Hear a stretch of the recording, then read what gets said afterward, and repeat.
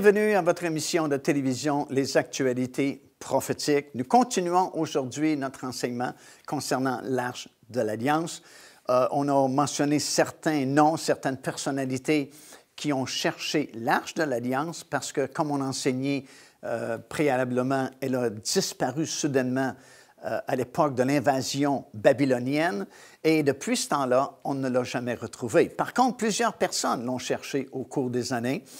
Et finalement, en 1981, il y a deux rabbins très connus en Israël, le rabbin Getz et le rabbin Gochen, qui ont déclaré avoir vu l'Arche de l'Alliance au fond d'un tunnel en dessous de l'esplanade du Temple à Jérusalem, là où était construit le premier et le deuxième temple.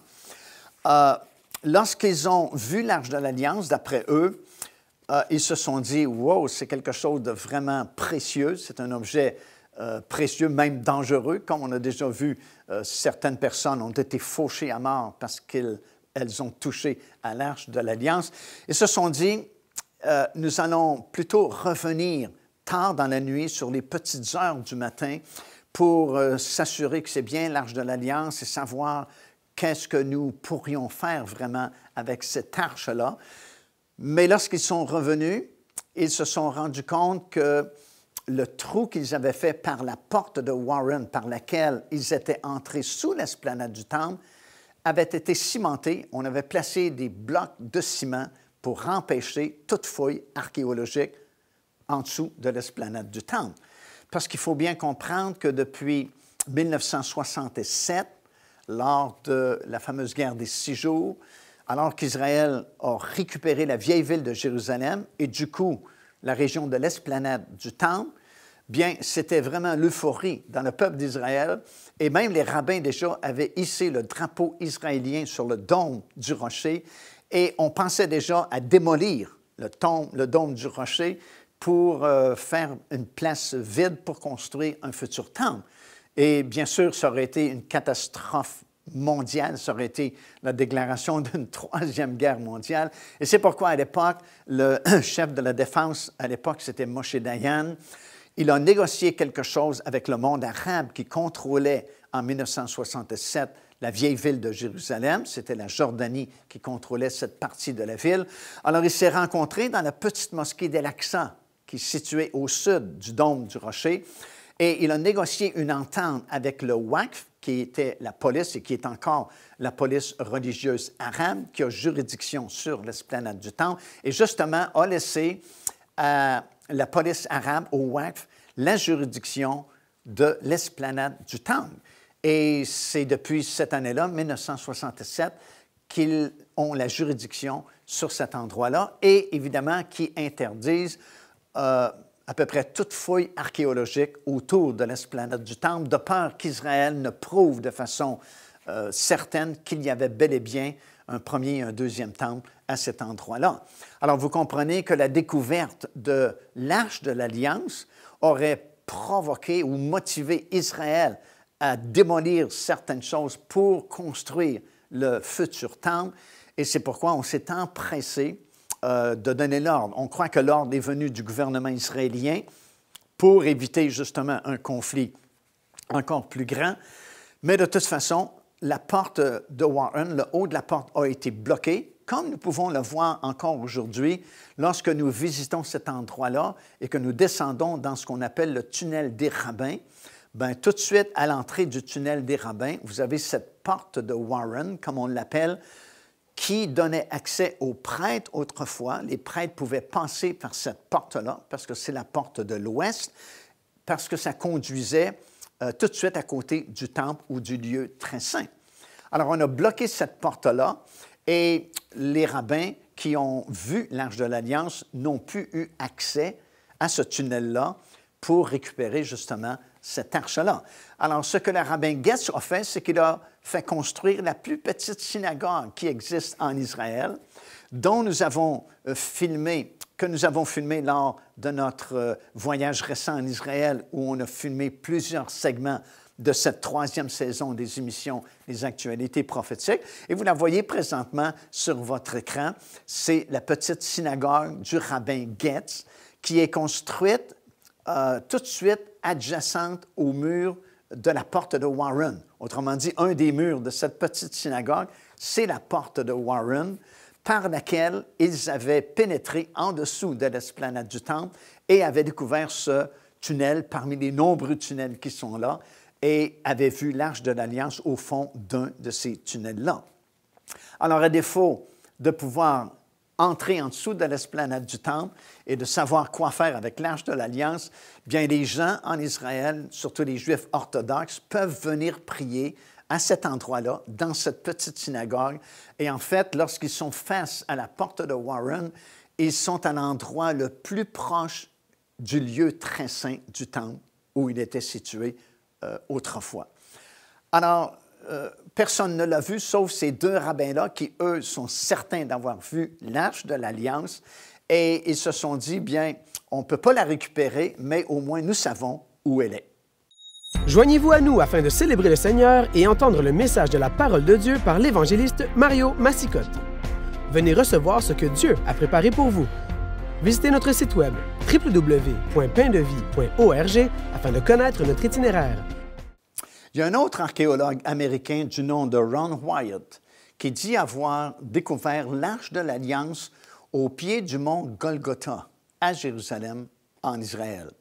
Il aurait fait des fouilles archéologiques au pied du mont Golgotha et aurait, dit-il, découvert l'Arche de l'Alliance enfouie profondément vis-à-vis le lieu du crâne, le mont Golgotha.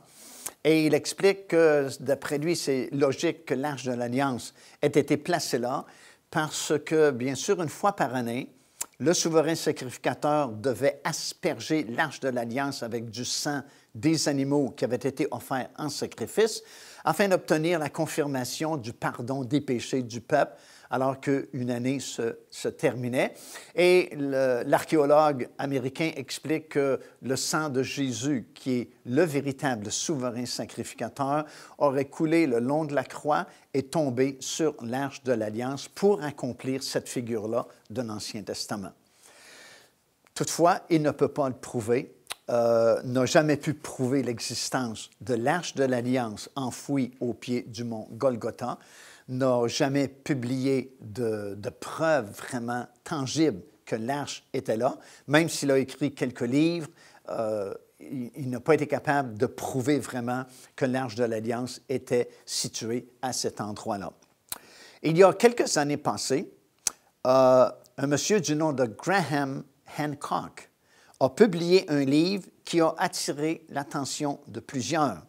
Parce que dans son livre, il révéla que l'arche avait été gardée en Éthiopie, gardée dans une église qui a le nom de Sainte Mary's de Sion, dans la ville d'Assun, en Éthiopie, et que l'Arche de l'Alliance serait encore là aujourd'hui. Et l'histoire qu'il raconte dans son livre, c'est que l'Arche aurait disparu d'Israël à l'époque du roi Manassé, qui était vraiment un très mauvais roi qui avait installé des idoles dans le temple à Jérusalem, et qu'à cette époque-là, plusieurs Juifs et des sacrificateurs auraient fui Israël pour se réfugier en Égypte, et ils auraient immigré sur une île, sur le Nil, du nom de l'île Éléphantine. Et ils auraient même construit un temple sur l'île Éléphantine et auraient commencé les sacrifices comme ça se faisait à Jérusalem. Et selon l'auteur de ce livre-là, l'arche aurait été acheminée jusque sur cette île d'Éléphantine, placée dans ce temple qui avait été construit à cette époque en Égypte et qu'elle était demeurée là quand même pendant plusieurs années, jusqu'au moment où il y a eu beaucoup de persécutions des Égyptiens contre les Hébreux qui étaient là sur l'île d'Éléphantine parce qu'ils faisaient des sacrifices de certains animaux qui étaient considérés comme des dieux en Égypte. Et il y aurait eu une grande persécution contre les Juifs qui demeuraient à cet endroit-là. Et ils auraient déménagé vers l'Éthiopie, emportant avec eux l'Arche de l'Alliance, et l'auraient fait entreposer dans cette église-là, dans cette ville-là en Éthiopie, et gardée jour et nuit par un gardien qui avait comme seule mission dans la vie de protéger l'Arche de l'Alliance dans cette église-là.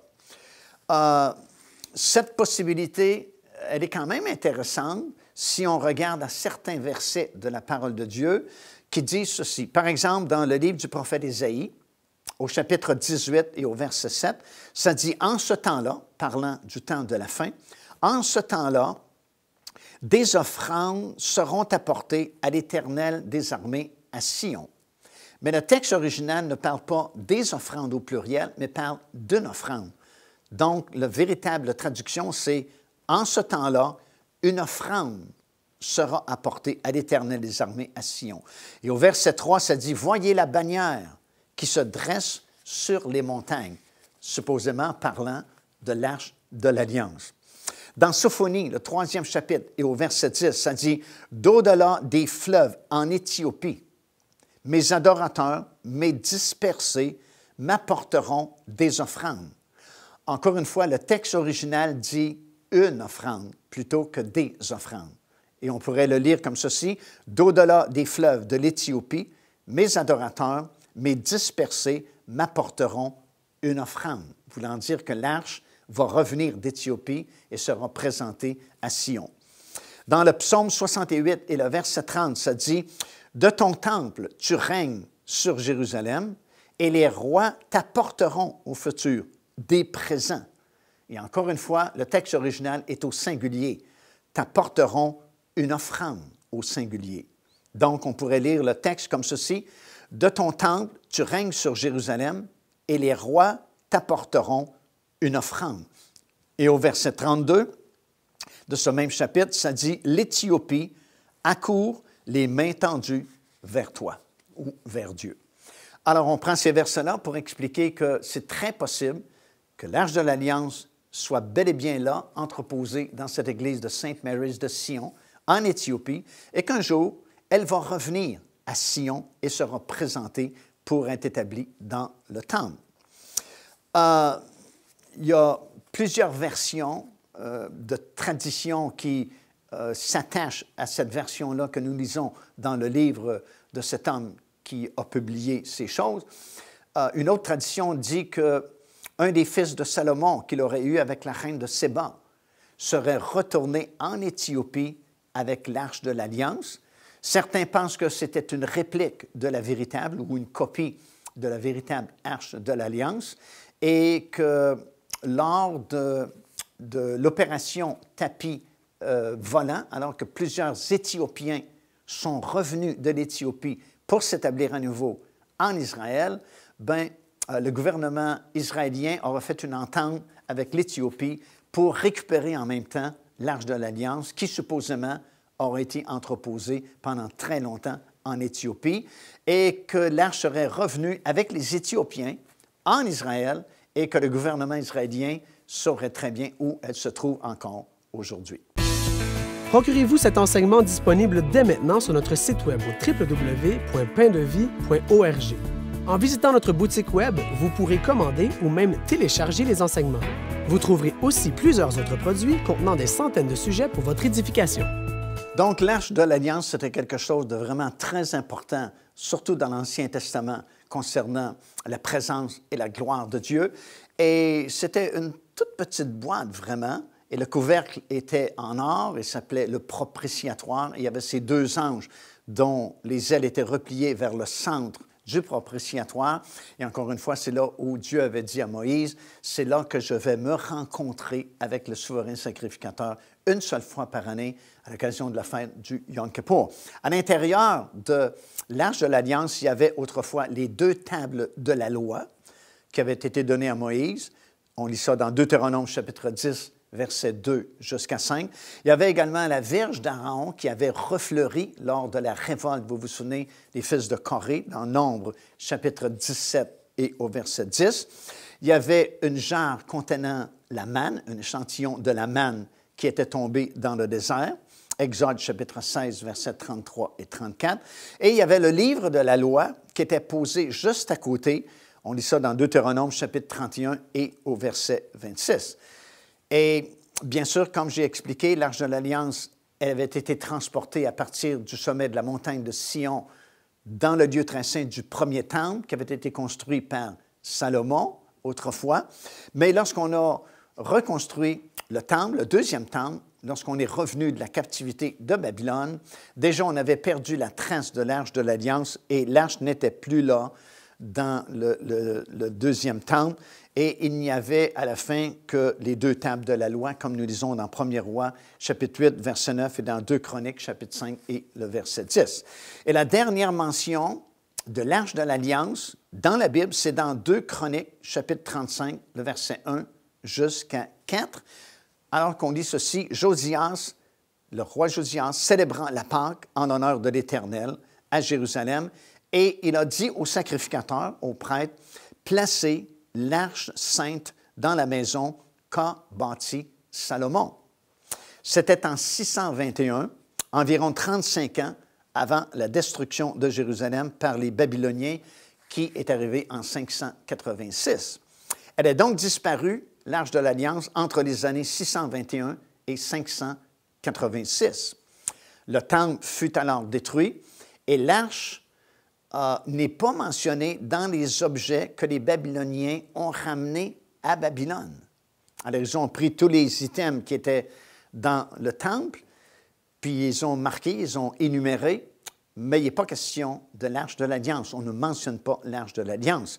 Pourtant, dans certains versets de la parole de Dieu, comme 2e Roi, chapitre 24 et le verset 13, et chapitre 25, verset 12 jusqu'à 18, et dans Jérémie, chapitre 52, verset 17 jusqu'à 23, on mentionne tous les items qui ont été rapportés à Babylone par les Babyloniens, jusque le nombre de cuillères qu'on a pris dans le temple à Jérusalem pour ramener jusqu'à Babylone.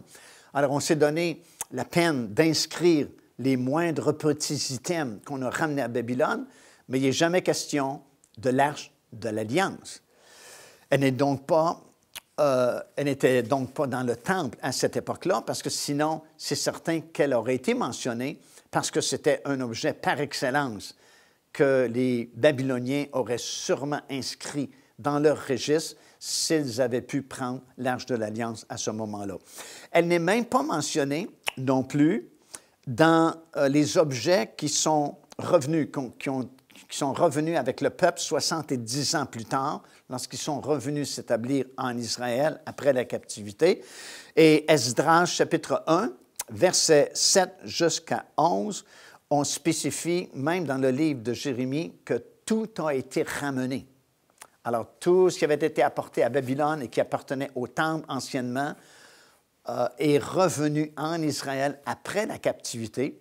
Et Jérémie mentionne que tout a été ramené. Et dans la liste de tous ces items qui ont été ramenés, jamais il est mention de l'Arche de l'Alliance. Donc, elle n'est pas partie à Babylone lors de l'invasion babylonienne et conséquemment, elle n'est pas revenue non plus en Israël.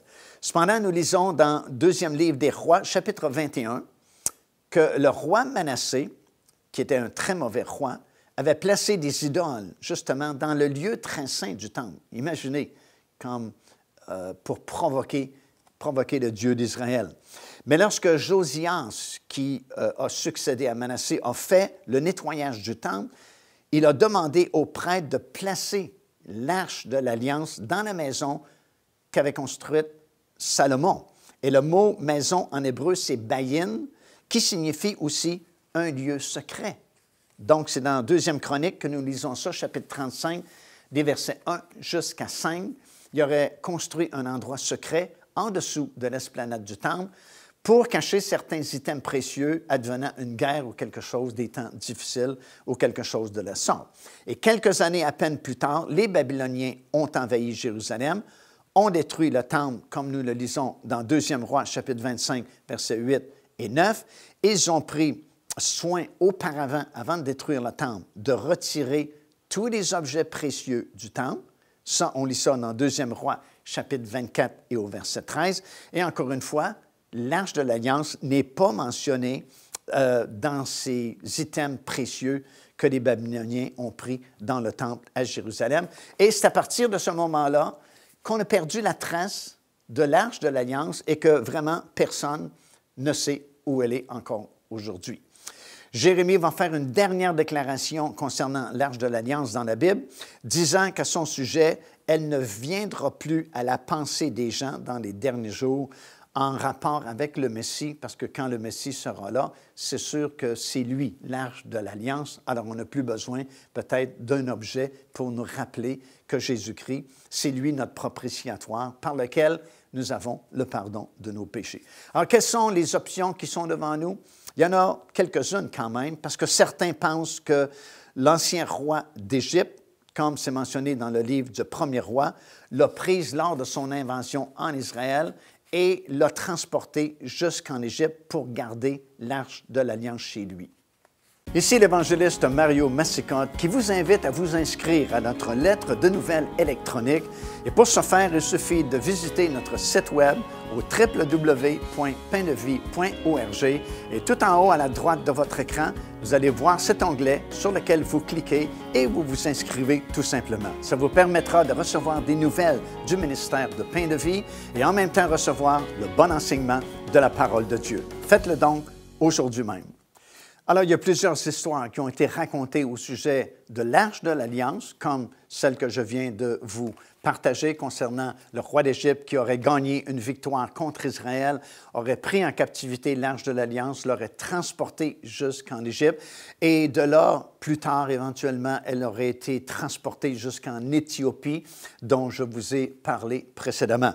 Il y a une autre tradition qui dit aussi que le prophète Jérémie aurait caché l'Arche de l'Alliance au pied du mont Nebo, qui est situé juste en face de la ville de Jéricho, du côté jordanien. Mais encore une fois, ce n'est pas prouvé. On n'a jamais vu l'Arche de l'Alliance au pied du mont Nebo en Jordanie. Pourtant, dans le livre des Maccabées, chapitre 2 et au verset 3, on dit même que le serviteur de Jérémie, Baruch, l'aurait caché lui aussi dans cet endroit-là. Mais malgré les nombreuses fouilles qui ont été faites au pied du mont Nebo, dans cette région-là, on n'a jamais retrouvé aucune trace de l'Arche de l'Alliance. Ce qui fait que peut-être que jamais on va retrouver l'Arche de l'Alliance. Et toutefois, si elle était retrouvée, ce serait vraiment une grande découverte et ce serait une très grande motivation pour Israël, surtout les gens comme les gens de l'Institut du Temple, pour vraiment construire un futur temple, un troisième temple, dans lequel on pourrait placer, évidemment, l'Arche de l'Alliance. Ce serait, en effet, une très, très grande découverte.